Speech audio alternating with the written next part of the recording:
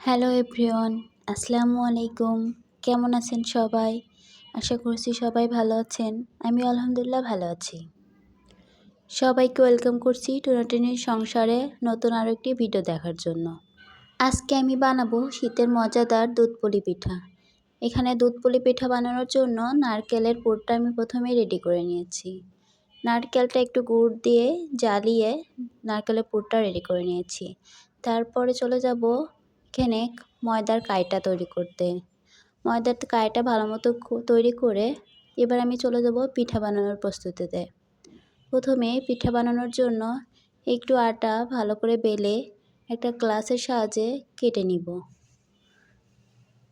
এই পর্যায়ে এসে সবাইকে একটা রিকোয়েস্ট করে নিচ্ছি, আমার ভিডিওটি ভালো লেগে থাকলে প্লিজ একটা লাইক দিয়ে ভিডিওটা কন্টিনিউ করবেন। আপনার ছোট একটা লাইক আমার জন্য খুবই গুরুত্বপূর্ণ।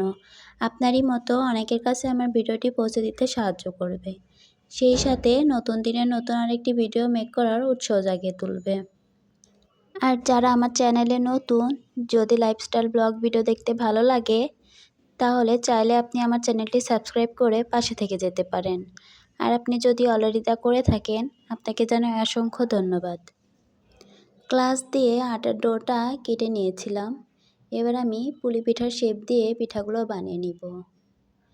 আপনারা আপনাদের মতন ইচ্ছা মতন ডিজাইন করে নিতে পারেন। এখানে আমি 2-3 রকমের ডিজাইন করেছি। আপনারা দেখলেই বুঝতে পারবেন কিভাবে আমি ডিজাইনগুলো করেছিলাম। তবে আমার কাছে সবথেকে প্লেন ডিজাইনগুলোই ভালো লেগেছে। এভাবে করে একে একে আমি সবগুলো পিঠা বানিয়ে নিব। শীতের এই মজাদার দুধ পুলি পিঠা কার কার ভালো লাগে কমেন্ট করে জানাবেন কিন্তু।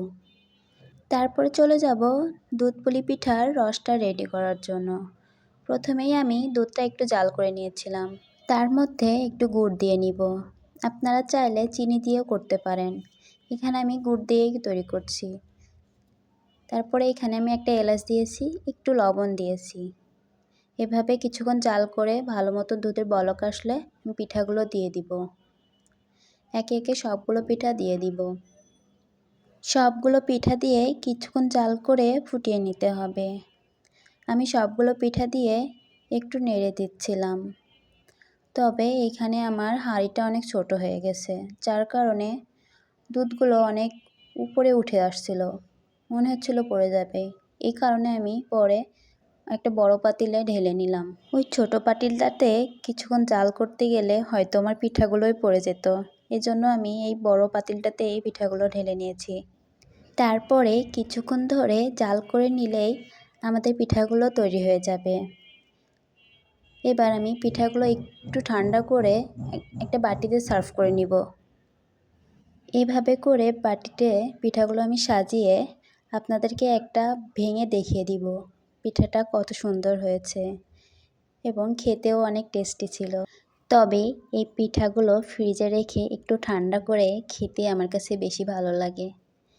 পিঠা খেতে খেতে আজকের মতো এখানেই বিদায় নিচ্ছি। সবাই ভালো থাকবেন, সুস্থ থাকবেন। আল্লাহ হাফেজ। আসসালামু আলাইকুম।